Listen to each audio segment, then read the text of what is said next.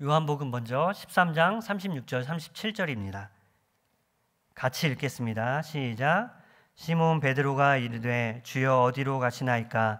예수께서 대답하시되 내가 가는 곳에 내가 지금은 따라올 수 없으나 후에는 따라오리라. 베드로가 이르되 주여 내가 지금은 어찌하여 따라갈 수 없나이까? 주를 위하여 내 목숨을 버리겠나이다. 네, 그 다음에 21장 15절입니다.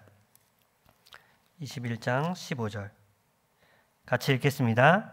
그들이 조밥 먹은 후에 예수께서 시몬 베드로에게 이르시되 요한의 아들 시몬아 내가 이 사람들보다 나를 더 사랑하느냐 하시니 이르되 주님 그러하나이다. 내가 주님을 사랑하는 줄 주께서 아시나이다. 이르시되 내 양을 먹이라 하시고. 아멘. 잠시 기도하겠습니다. 사랑의 하나님, 이 시간 말씀 가운데 임하는 성령님을 경험하기를 간절히 원합니다. 성령님께서 오셔서 주의 사랑이 얼마나 크고 놀라운지, 그리고 주의 사랑이 어떻게 우리를 구원했고 어떻게 우리를 하나님의 자녀 삼았는지 그것을 깨닫고 누리고 경험하는 복된 시간이 되게 하여 주시옵소서. 성령님 우리를 말씀으로 하나 되게 하시고 주의 말씀으로 다시 일어나는 복된 시간 되게 하여 주시옵소서. 예수님의 이름으로 기도드립니다. 여전히 사랑하심이라는 제목으로 오늘 말씀을 전하겠습니다.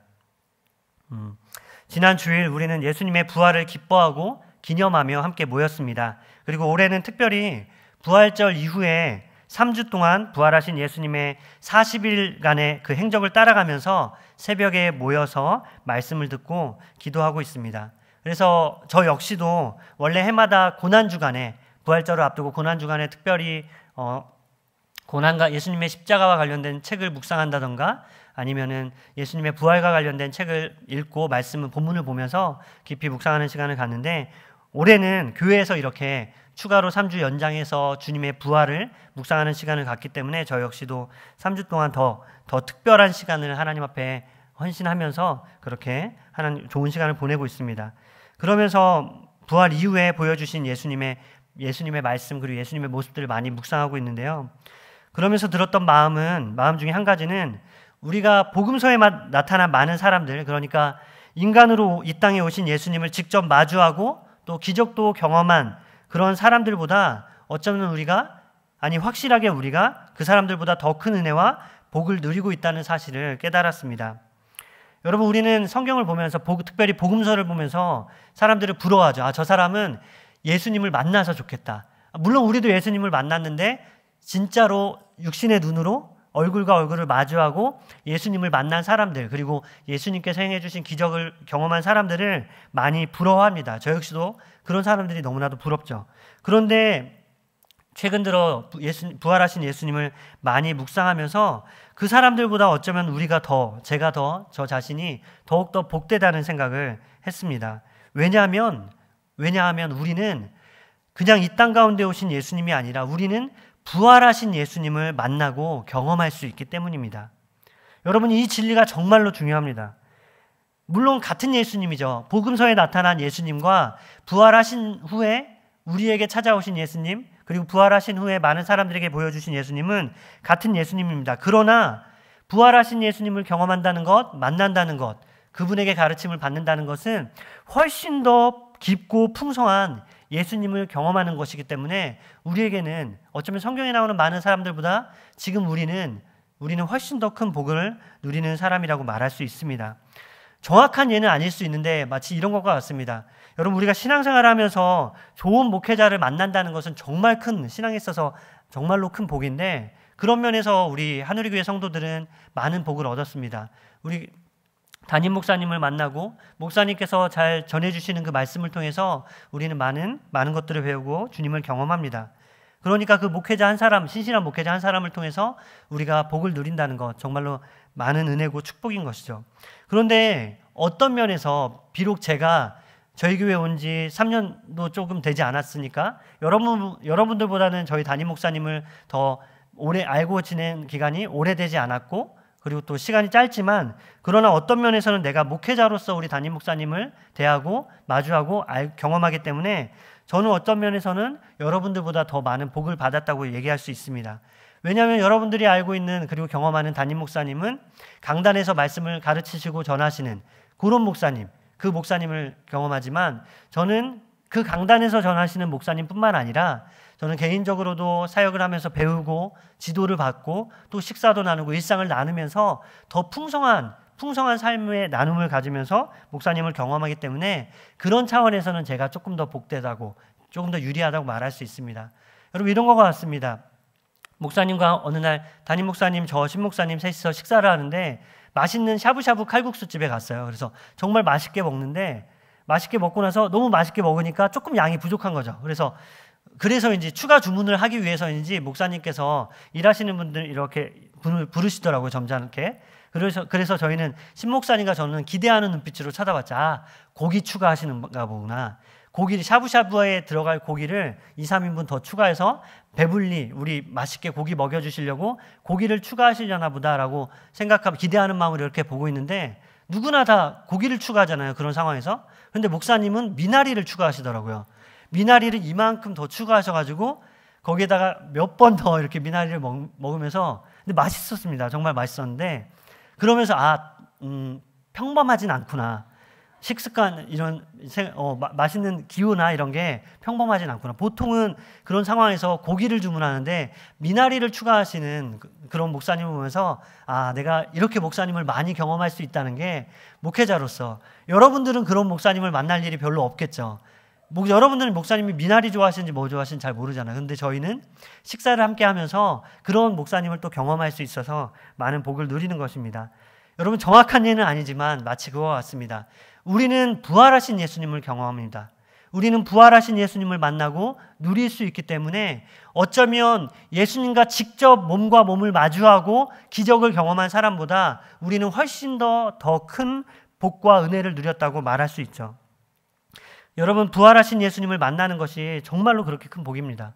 그 큰 부활하신 예수님을 만난다는 것이 우리의 삶에 어떤 의미인지 그리고 그것이 얼마나 중요한 것인지 오늘 그 은혜를 우리가 한번 확인하고 누리고 경험하기를 원합니다. 특별히 오늘 본문은 부활하신 예수님께서 베드로에게 찾아가셔서 너가 나를 사랑하느냐 하고 3번 물으시는 아주 유명한 장면이죠.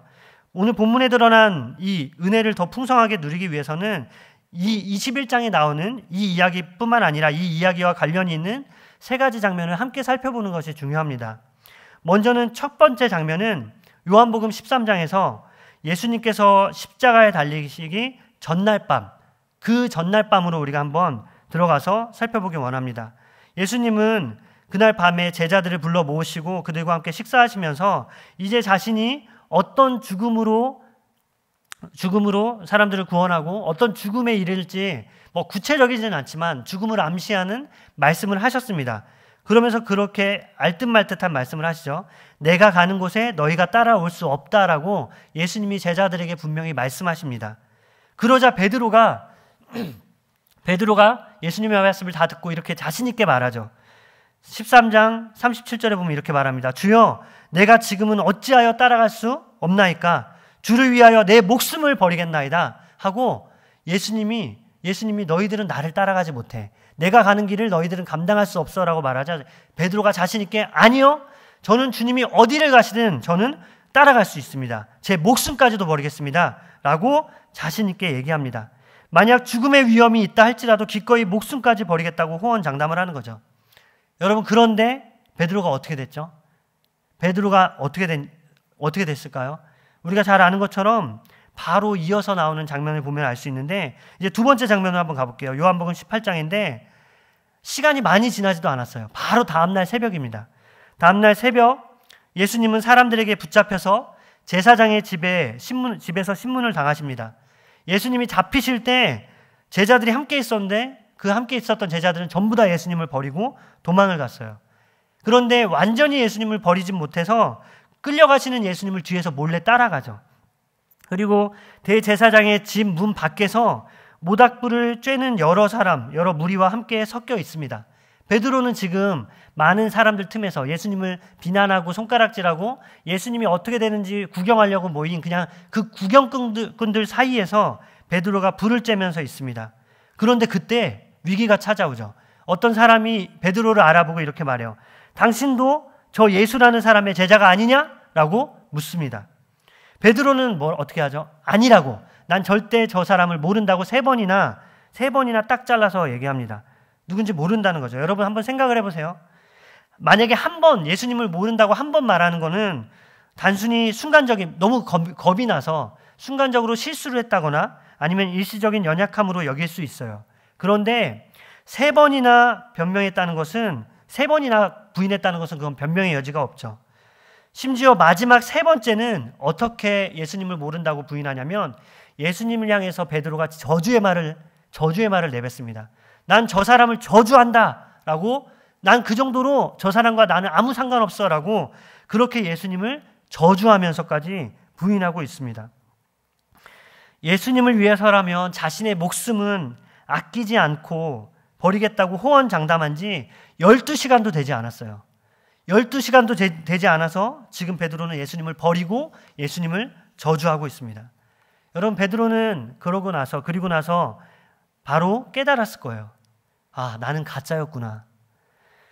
내 믿음, 내 고백, 내 열정 모두 죽음의 두려움 앞에서 그 모두가 다 사라질 거품같이 아주 부질없는 것이었구나.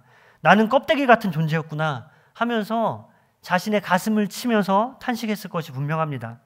여러분 물론 베드로의 믿음이나 베드로의 고백이 다 가짜는 아니에요.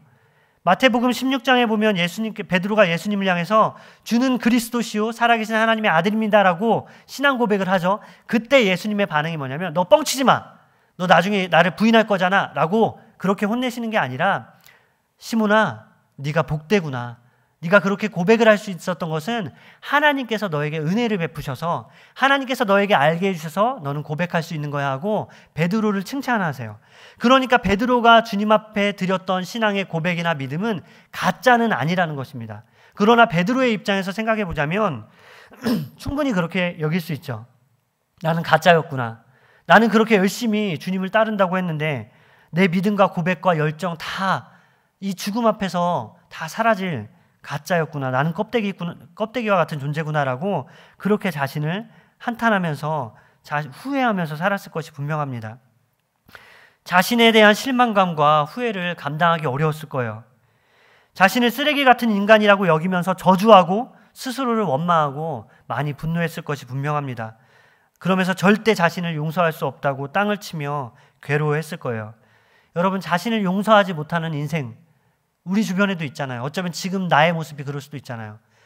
자신을 용서하지 못하는 인생, 그 인생만큼 비참한 인생이 없습니다.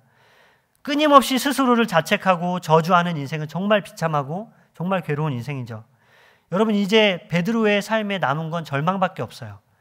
절망밖에 없죠. 그토록 많은 사랑을 받았는데 그 사랑을 나에게 준 존재를 향해서 저주의 말을 내뿜었습니다. 저주의 말을 내뱉었어요. 그러니까 이제 자신을 저주하면서 절망에 빠진 인생을 살아가게 됩니다. 여러분 이런 베드로에게 소망이 있을까요? 여러분 이렇게 크게 예수님을 배신하고 실망시킨 베드로에게 베드로가 다시 예전으로 돌아갈 길이 있을까요? 아니 없을 거예요. 분명히 없어요.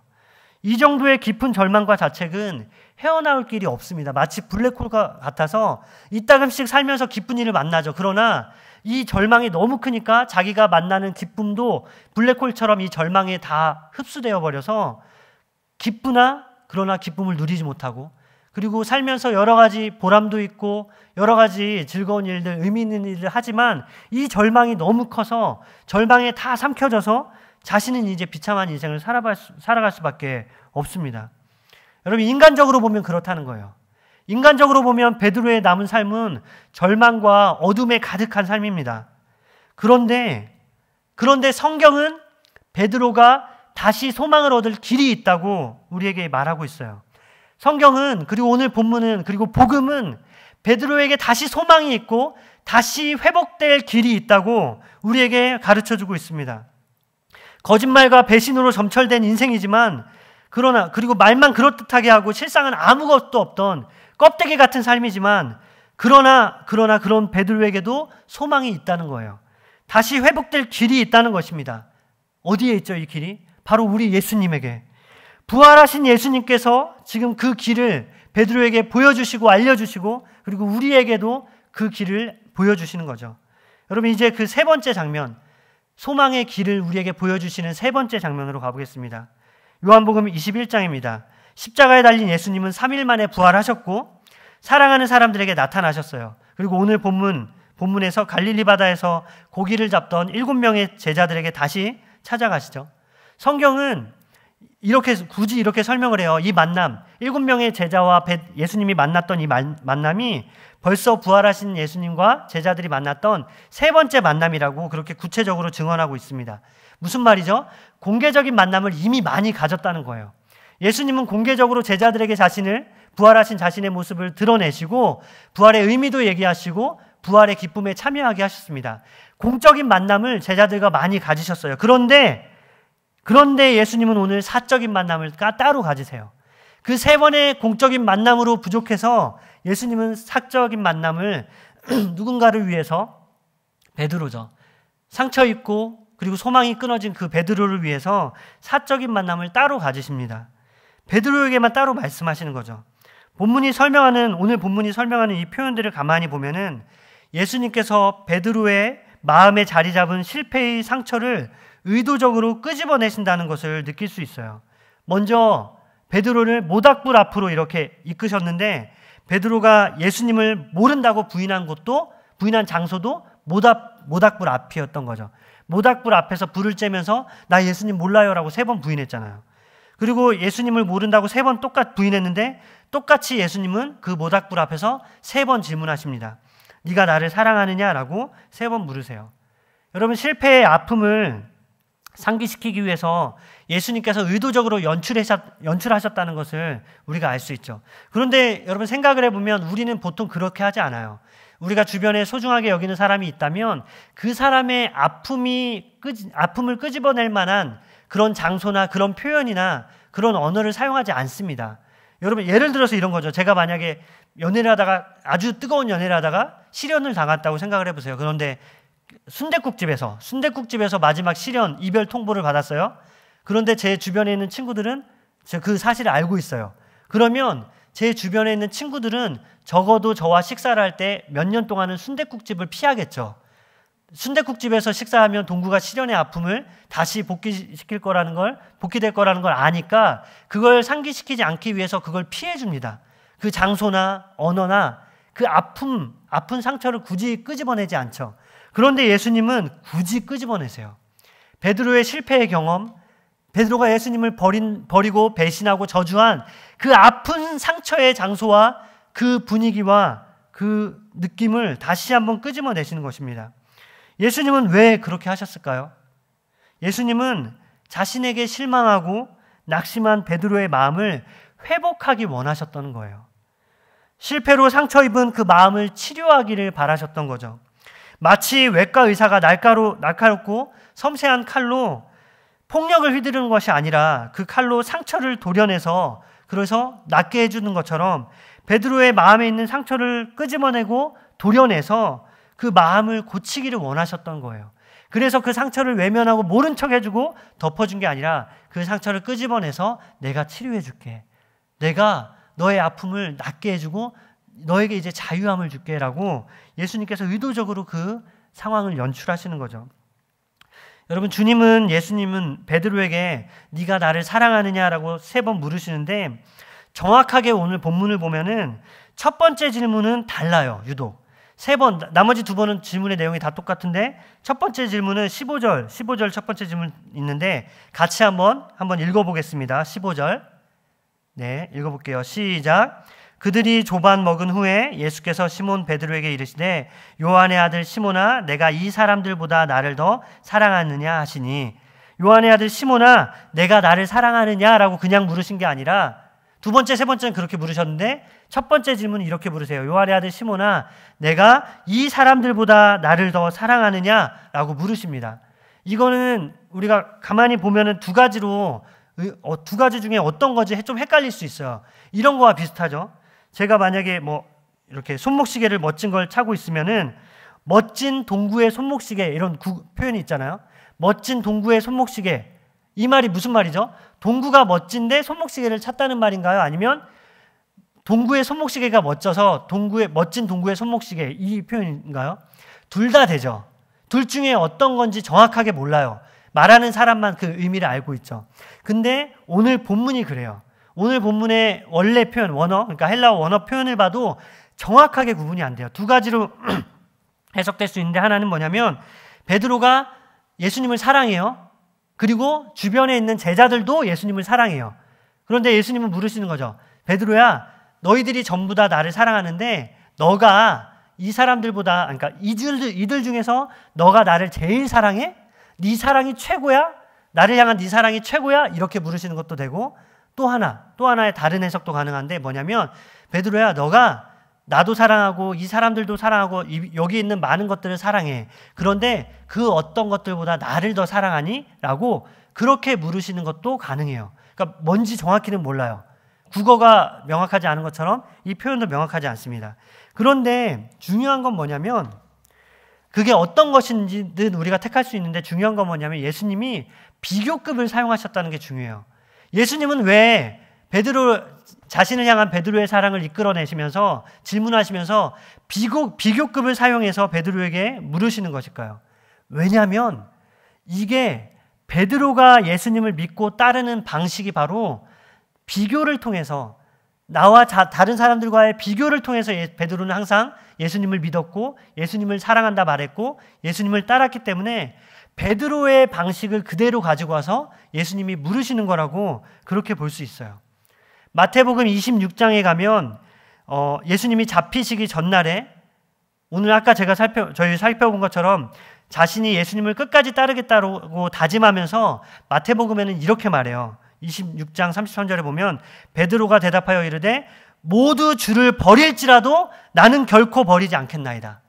그러니까 그냥 단지 예수님 끝까지 따라갈게요, 이 정도가 아니라, 예수님, 다른 사람은 다 예수님 버릴 수 있어요. 다른 사람은 예수님을 다 버려도 저는 버리지 않아요 라고 다른 사람과 자신을 비교해서 자기가 더 뛰어나다고 그렇게 자기의 믿음과 예수님을 향한 사랑을 자랑하고 있는 베드로를 볼 수 있습니다. 다른 사람은 다 주님을 버려도 자신은 안 버리겠다는 거죠.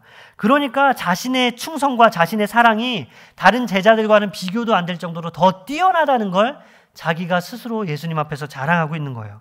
다른 제자들보다 훨씬 더 순수하고 훨씬 더 열정적이고 훨씬 더 뜨겁다고 그렇게 자기의 믿음을 자랑하고 있는 거죠. 여러분, 베드로의 문제가 거기에 있었습니다. 베드로의 신앙이 왜 문제가 있었냐면, 베드로의 신앙은 항상 남들과의 비교를 통해서 자기를 드러내고 자기의 정체성과 자기의 존재감을 드러내는 그런 신앙이었기 때문에 베드로에게 심각한 결함이 있었던 거예요. 베드로는 자기가 예수님의 수제자라는 그 우월감, 자기의 믿음이 가장 뜨겁고 가장 진지하다는 그 우월감과 거기서 나오는 자기 확신으로 가득 차 있던 사람이었습니다.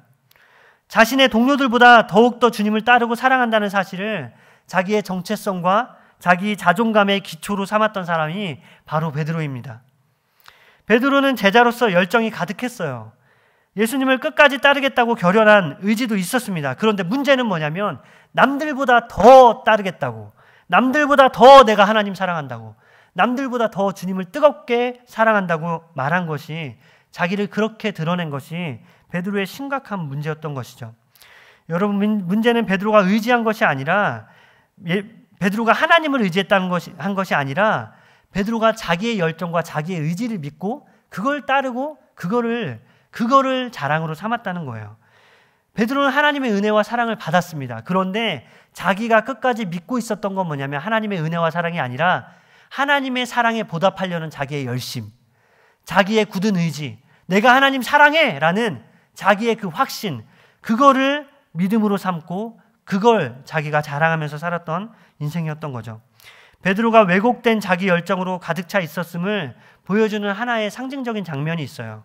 예수님께서 대제사장의 종들에게 잡히시던 그날 밤, 베드로는 화가 나서 예수님을 잡아가는 그 군인들을 보고, 그 제사장의 종들을 보고 화가 나서 칼을 뽑아서 칼을 휘두릅니다. 그리고 칼을 휘둘러서 그 제사장의 종의 한 사람인 귀를 잘라버리죠. 귀가 아마 찢어졌나 봐요, 칼에 베어서. 여러분, 그러니까 베드로는 살기가 가득해서 칼을 휘둘렀어요. 예수님은 지금 자신을 희생해서 우리를 구원하기 위해서, 예수님은 희생의 정신을 가지고 자기의 삶을 하나님 앞에 드리고 우리에게 자기의 목숨을 바쳐서 우리를 구원하기 위해서 오셨는데, 지금 그 길을 예수님이 가고 계신데 베드로는 지금 어떡하죠? 자기 열정으로 충만해져서 폭력을 휘두릅니다. 이 열정이 왜곡되고 이 열정이 잘못됐다는 확실한 증거가 바로 여기에 있는 것입니다.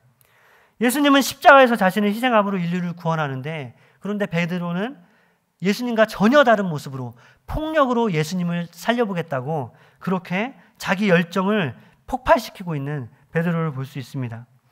여러분, 예수님은 지금 뭘 하시냐면 이 첫 번째 질문, 네가 이 사람들보다 나를 더 사랑하느냐? 라는 이 질문을 통해서 베드로의 그런 마음을 들춰내시는 거예요. 너는 항상 누군가의 비교를 통해서 나를 사랑했지. 너는 나를 믿는 게 아니라 너의 열정을 믿었고 너의 뜨거운 헌신을 믿었고 너의 그 마음을 자랑했지. 아니야, 베드로야, 그건 아니야 라고 베드로의 마음을 들춰내고 계시는 거예요. 그를 책망하기 위해서가 아니라 그를 다시 회복시키기 위해서 예수님이 물으시는 거죠. 여러분, 예수님의 관심은 우리의 회복에 있습니다. 우리가 그것 때문에 상처받는 게 아니라 우리의 상처가 드러났을 때 그것 때문에 내가 아파하고 내가 자책감에 빠지고 내가 실망하고 괴로워하는, 그걸 위해서 내 상처를 들춰내고 내 연약함을 드러내시는 게 아니라 우리를 회복시키기 위해서 주님은 때로는 우리의 연약함을 드러내시고 우리의 믿음 없는 모습을 드러내시고 우리 안에 있는 교만과 죄악을 드러내신다는 거예요. 우리가 다시 하나님께 돌아와서 주님이 주시는 이 놀라운 은혜 안에 살도록 하기 위해서 우리의 누추하고 우리의 죄악된 모습들을 예수님이 의도적으로 드러내서 우리를 실패하게 하고 우리를 괴롭게 하실 때가 주님은 그렇게 우리에게 은혜를 베푸실 때가 있다는 것입니다. 구약성경 예레미야를 보면 바벨론에 끌려간, 나라가 망해서 바벨론의 포로로 끌려간 유대인들에게 하나님께서 예레미야를 통해서 편지를 써서 그들에게 말씀하세요. 그들은 지금 너무나도 초라하고 종이 돼버렸고, 그리고 자기의 가진 걸 모든 걸 다 잃어버렸잖아요. 그들은 너무나도 누추한 환경인데, 그래서 자기들은 저주받은 인생이라고, 자기들은 이제 망했다고 그렇게 한탄하면서 괴롭게 살아가던 그들에게 하나님께서 뭐라고 얘기하시냐면 이렇게 말씀하시죠. 여호와의 말씀이라. 너희를 향한 나의 생각을 내가 아나니 평안이요 재앙이 아니라 너희에게 미래와 희망을 주는 것이니라. 분명히 하나님은 그들을 망하게 하셔서 그들의 누추함을 드러내셨고 그들의 믿음 없는 모습을, 그들의 죄악을 드러내셨습니다.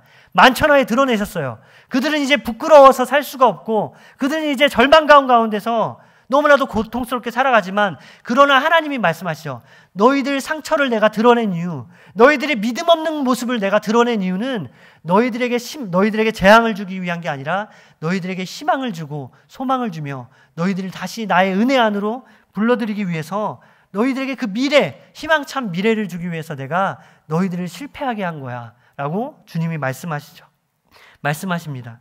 여러분, 똑같아요. 주님의 마음은 바로 그것입니다. 우리의 실패가 드러나고 상처가 드러날 때 우리를 부끄럽게 하려고 하시는 게 아니라, 우리를 절망과 실망 가운데 괴롭게 하려고 하시는 게 아니라 우리의 연약함을 회복시키시고 우리를 하나님께로 다시 인도하기 위해서 우리의 그 연약한 모습을 드러내시는 분이, 우리의 회복을 위해서 일하시는 분이 바로 우리 주님이시라는 거예요. 여러분, 만약에 이전의 베드로라면, 예수님이 이렇게 질문했을 때 옛날의 베드로라면 뭐라고 대답했을까요? 분명히 이렇게 말했겠죠. 네, 주님, 저는 모든 사람들 중에 주님을 최고로 사랑해요. 네, 주님, 저는 이 사람들이 주님을 사랑하는 것보다 훨씬 더 주님을 사랑합니다 라고 베드로는 아마 예전의 베드로라면 그렇게 대답했을 거예요. 그러나 베드로는 그렇게 대답하지 않습니다. 예수님이 이렇게 물었는데, 너가 이 사람들보다 나를 더 사랑하냐? 라고 예수님이 물었는데 베드로는 그렇게 그 질문을 반대로 다르게 대답을 해요. 21장 15절 뒷부분을 같이 말씀 한번 읽어보겠습니다. 이르되부터 같이 읽어볼게요. 시작. 이르되 주님 그러하나이다. 내가 주님을 사랑하는지 주님께서 아시나이다. 주님, 그렇습니다. 내가 주님을 사랑하는지 주님이 아십니다. 주님, 제가 최고로 주님을 사랑합니다가 아니라 그냥 겸손하게, 주님이 아시잖아요. 주님, 이건 제가 말할 수 있는 게 아니에요. 주님, 내가 주님을 얼마나 사랑하는지 제가 말할 수 있는 게 아니라 주님이 다 아십니다 하고 그렇게 모든 판단을 주님께 맡깁니다. 내가 아무리 열정과 확신에 가득 찬 말이라 해도 그러나 주님, 제 말은 중요한 게 아니잖아요. 주님이 저를 어떻게 판단하시고 주님이 어떻게 제 마음을 헤아리고 계시느냐, 이게 중요하니까 주님, 저는 주님께 다 맡길게요 라고 그렇게 모든 판단을 주님께 맡기는 거죠. 여러분, 뭐죠? 베드로는 변화되었습니다. 베드로는 이제 자기를 믿는 게 아니라 하나님을 사랑하는 자기의 믿음을 믿는 게 아니라 하나님을 쫓아가는 자기의 열정을 믿는 게 아니라 이제는 주님을 믿어요. 이제는 나를 사랑하는 주님의 사랑을 믿고 이제는 나를 붙잡아주는 주님의 은혜를 믿는 그런 겸손한 사람으로 변화됐습니다. 주님의 판단에 자신을 맡기는 겸손한 사람이 된 거죠. 여러분, 어떻게 베드로가 이 질문 하나만으로 이렇게 변화될 수 있었을까요? 어떻게 베드로가 예전에는 자기의 열정을 자랑하던 사람이 모든 생각을, 모든 판단을 다 주님께 맡기는 겸손한 사람이 될 수 있었던 것일까요? 작년 12월에 사랑의 품성을 다루면서 사실 담임 목사님께서 이 본문을 설명해 주셨습니다. 너무나도 잘 설명해 주셨어요. 이 질문에는 네가 나를 사랑하느냐라는 질문에는 이런 의미가 있다는 거죠. 우리가 누군가에게 너 사랑해? 라고 묻는 것은 내가 널 사랑하는데 너는 그 사랑을 받아주면 좋겠어.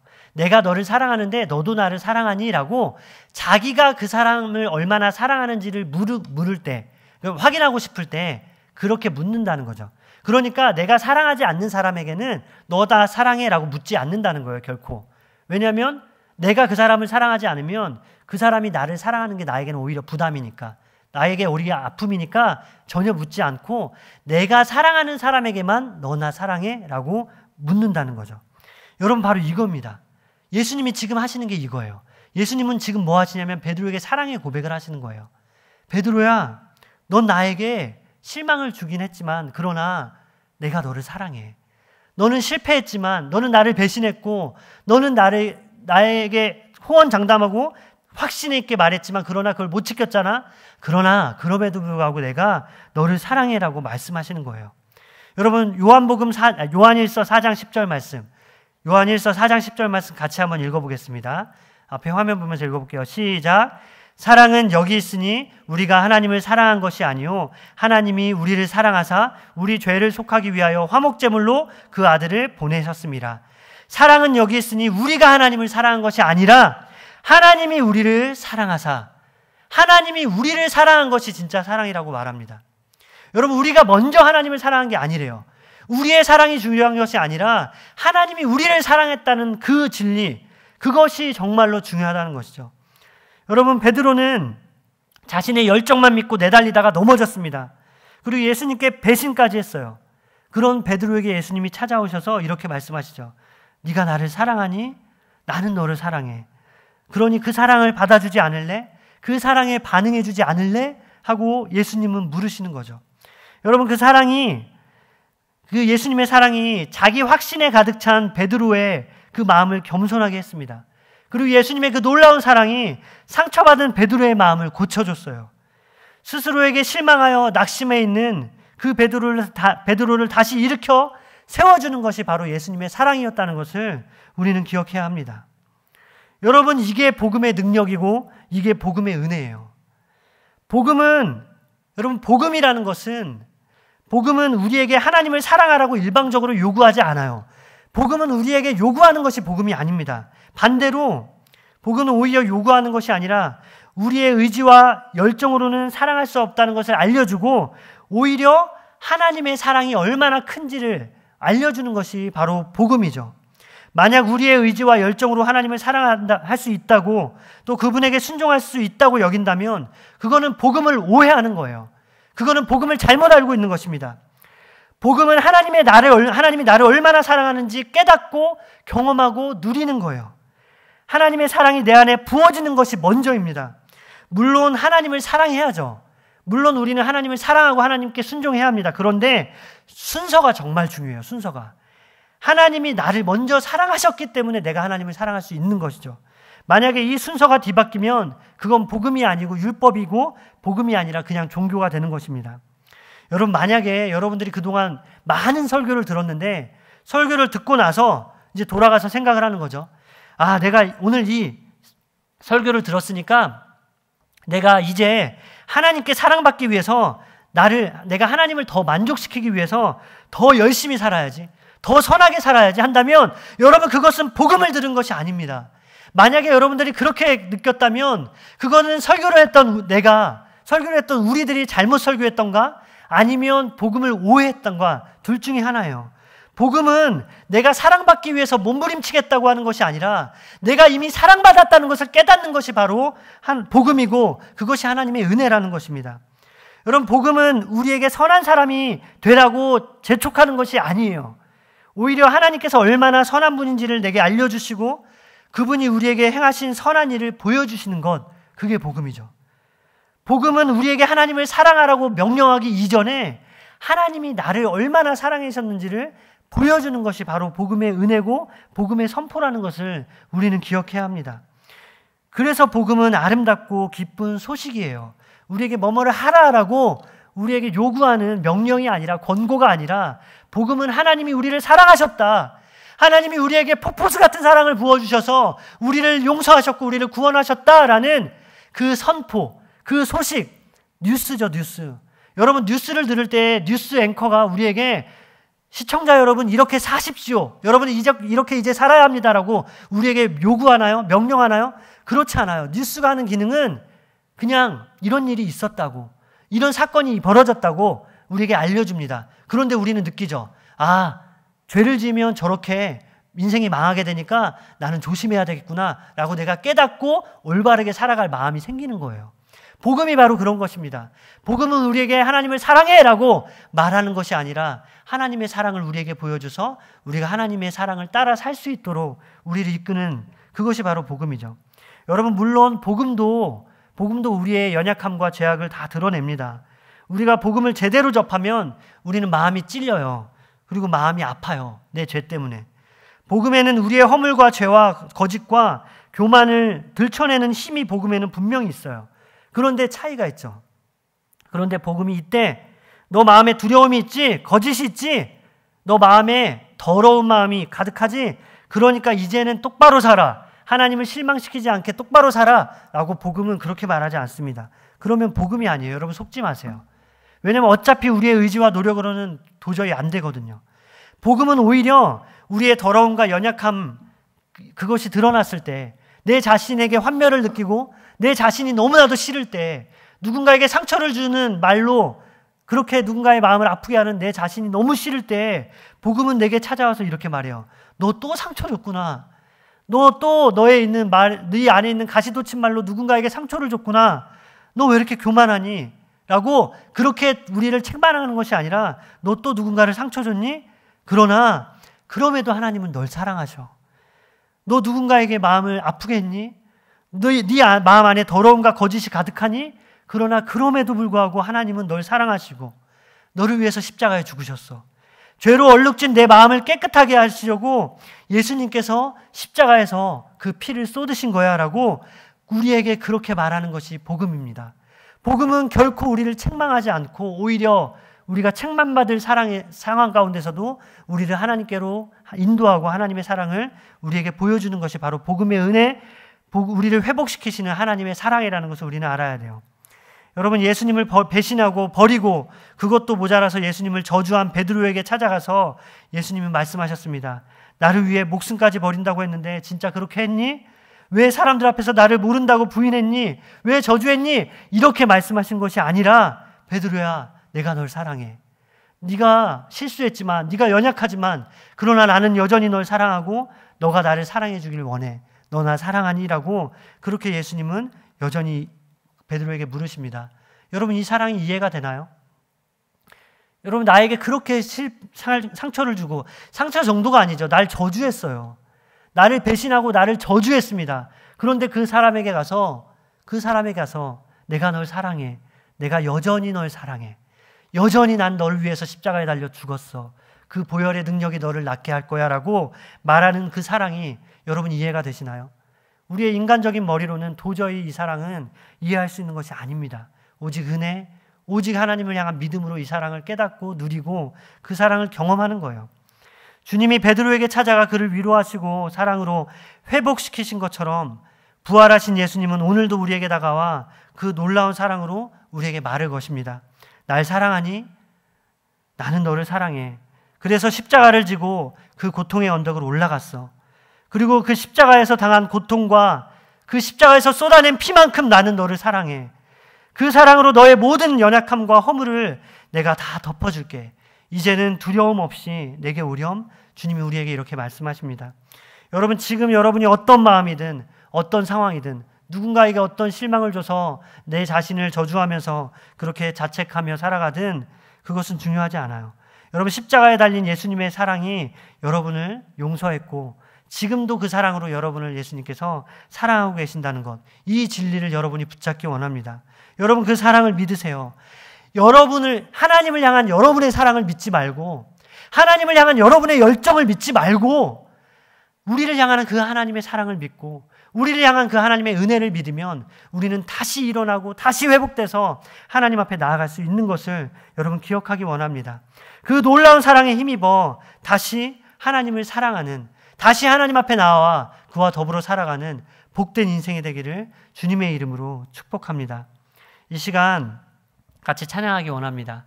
주 사랑이 나를 숨쉬게 해 라는 찬양인데요, 이런 가사가 있습니다. 주 사랑이 나를 숨쉬게 해 세상 그 어떤 어려움 속에도. 그리고 후렴에 이렇게 끝나요. 주님만이 내 아픔 아시며 주님만이 내 마음 어루만지시네. 어느 누구도 나를 향하신 주님의 사랑을 끊을 수 없네. 어느 누구도 그 어떤 것도 주님을 향한 나의 사랑을 끊을 수 없네 라고 고백합니다. 여러분, 진리입니다. 여러분, 어떤 것도 우리를 향한 하나님의 사랑을 막을 수 없어요. 죄와 연약함 때문에 하나님께 나아가지 못하고 그저 숨어서 여러분 마음을 숨기고 있나요? 하나님은 그 마음을 들춰내셔서 사랑으로 우리를 치료하고 회복시켜 주실 거예요. 여러분, 코로나로 인해서 우리가 예배를 열심히 드리지 못하고 예배와 멀어지고 그래서 하나님과도 거리감을 느끼고 멀어졌나요? 여러분, 그러나 실망하지 마세요.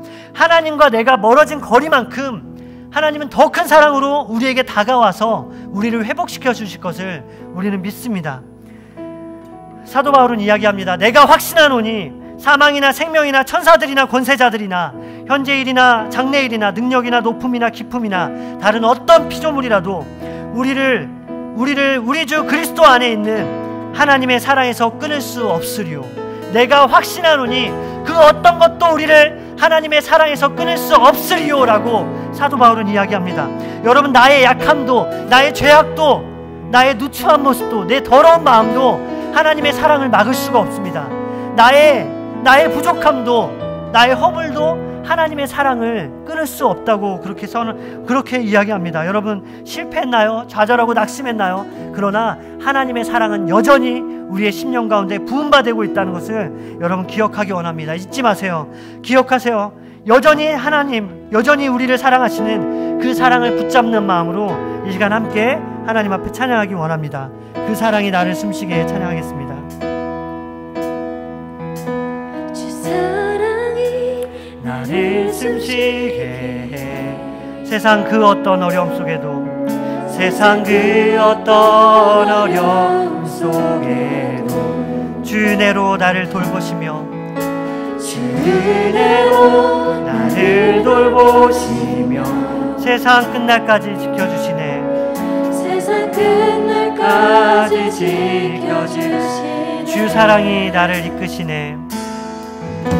주 사랑이 나를 이끄시네. 내가 갈 수 없는 그곳으로, 내가 갈 수 없는 그곳으로 주의 사랑 나를 붙드시네. 주의 사랑 나를 붙드시며 세상 끝날까지 인도하시네. 세상 끝날까지 인도하시네. 주님만이 내 아픔 아시며, 주님만이 내 아픔 아시며 주님만이 내 맘 어루만지네. 주님만이 내 맘 어루만지네. 어느 누구도 나를 향하신, 어느 누구도 나를 향하신 주님의 사랑을 끊을 수 없네. 주님의 사랑을 끊을 수 없네. 주님만이 내 능력이시며 주님만이 나의 구원이시네. 주님만이 나의 구원이시네. 어느 누구도 나를 향하신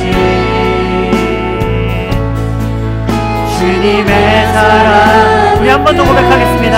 주님만이 내 마음, 내 아픔 아시며 주님만이 내 아픔 아시며 주님만이 내 마음 어루만지네. 주님만이 내 맘 어루만지네. 어느 누구도 나를 향하신 주님의 사랑을 끊을 수 없네.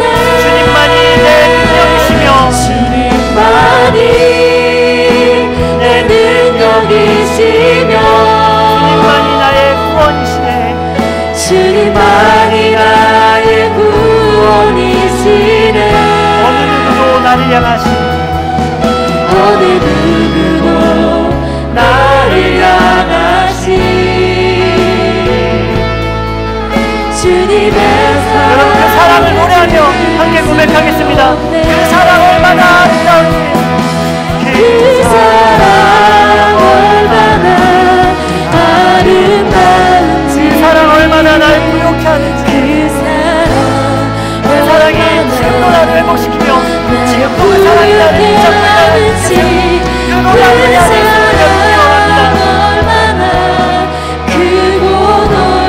그 사랑 얼마나 나를 감격하게 하는. 그 사랑 얼마나 나를 감격하게 그 사랑을 기억하며 한 번 더 고백합니다. 그 사랑 얼마나 아름다운지. 그 사랑 얼마나 아름다운지. 그 사랑 얼마나 날 그 부욕해 하는지. 사랑 얼마나 날 부욕해 하는지. 그 사랑 얼마나 크고 놀라운지를. 그 사랑 얼마나. 우리 마지막으로 한 번 더 고백하겠습니다. 그 사랑 얼마나 아름다운지. 그 아름다운 사랑이 우리가 구원받았음을, 그 아름다운 사랑을 우리가 함께 찬양했음을 기억하는 시간을 만들어가기를 원합니다.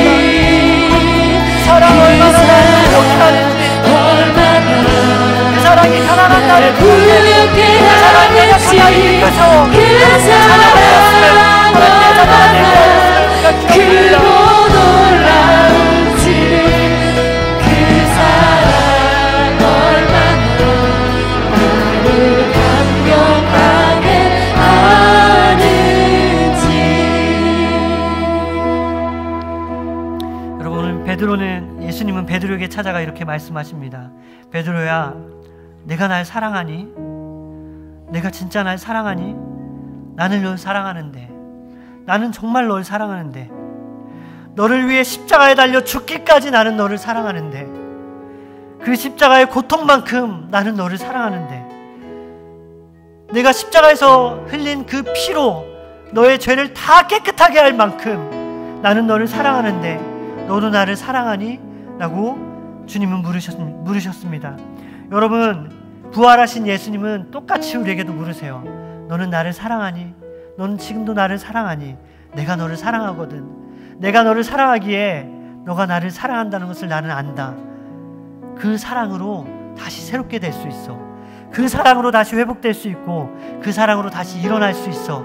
다시 놀라운 은혜와 축복과 그 영광 가운데 너는 다시 들어갈 수 있어. 그러니 낙심하고 좌절하고 너 스스로 넘어지고 스스로를 자책하며 절망하는 그 자리에서 다시 일어나 나에게 오렴. 이 사랑의 나라로 다시 와서 나와 함께 더불어 살아가지 않겠니라고 주님 우리에게 물으십니다. 여러분, 우리는 부활하신 예수님을 만나야 해요.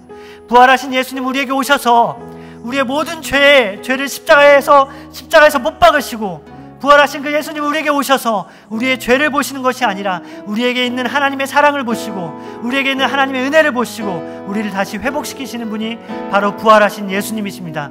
이 시간 구할 때 하나님 부활하신 예수님 만나기 원합니다. 하나님 내게 부활의 능력과 권세와 부활의 사랑이 내게 부어지기를 원합니다.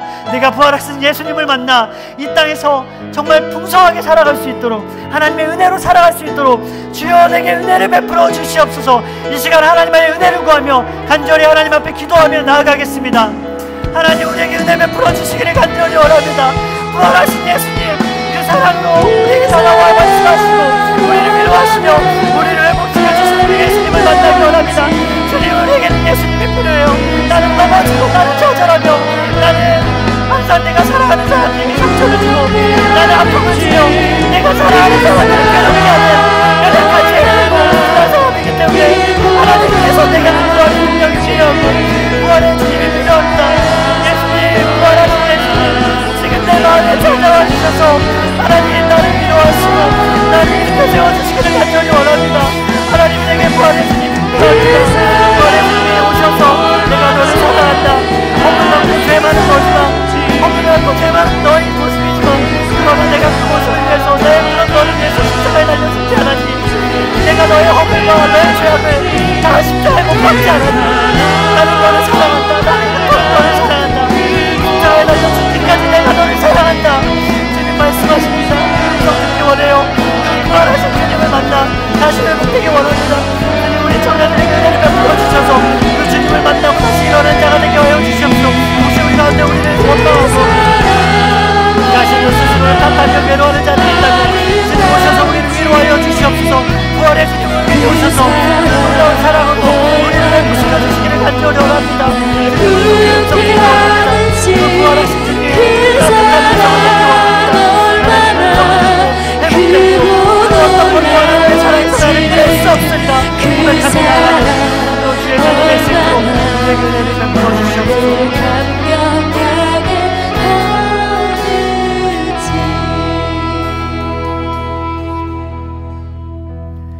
하나님 베드로에게 찾아가 주셔서 네가 나를 사랑하니?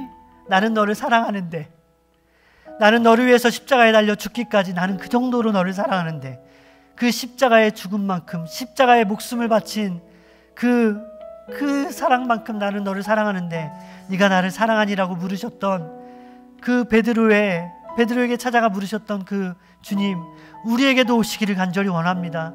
부활하신 주님 지금 우리에게 오셔서 우리에게 말씀하시고 우리를 위로하시고 우리를 다시 회복시켜 주시기를 간절히 원합니다. 혹시 우리 가운데 누군가에게 상처를 주어서 그것 때문에 괴로워하는 자들이 있다면 하나님 찾아가 주셔서 위로해 주시기를 원합니다. 네가 하는 그 말이 누군가에게 상처를 줬지만 그러나 괜찮아. 내가 고쳐줄게. 내가 너의 마음도 고쳐주고 너에게 상처받은 그 사람의 마음도 내가 고쳐줄게. 네가 누군가에게 잘못해서 그 사람이 지금 괴로워하고 있다면 괜찮아. 내가 고쳐주고 내가 어그러진 모든 것을 내가 다시 한번 회복시켜줄게. 나의 사랑은 모든 것을 회복시키기에도 충분하고 남는 사랑이기 때문에 내가 모든 것을 다시 새롭게 할게라고 주님 말씀하시고 위로해 주시기를 간절히 원합니다. 우리의 능력으로 할 수 없기에 하나님의 사랑만 의지해요. 우리의 힘으로 할 수 없기에 우리는 너무나도 무지하기에 오늘도 우리를 회복시키실, 우리를 다시 한번 일으켜 세우실 하나님의 사랑과 은혜만 의지합니다. 부활의 주님 우리에게 오셔서 우리 청년들의 마음을 위로하시고 말씀해 주시고 다시 한번 회복될 수 있도록 주님 능력으로 그 사랑으로 역사하여 주시옵소서. 그래서 그 어떤 것도 하나님의 사랑에서 우리를 끊을 수 없다는 그 확신을 가지고 돌아가는 복된 삶이 될 수 있도록, 복된 주의 자녀 될 수 있도록 은혜 베풀어 주시옵소서. 우리를 위해서 십자가에 달리신 그리고 다시 살아나셔서 우리에게 찾아오신 그 부활의 주님 예수 그리스도의 이름으로 기도드립니다. 이제는 우리 주 예수 그리스도의 은혜와 하나님의 사랑과 성령님의 함께 하심이 부활하신 예수님을 만나기를 간절히 소망하고 그렇게 살아가기를 원하는 우리 청년들과 그들의 삶 가운데 이제로부터 영원토록 함께 있을지어다.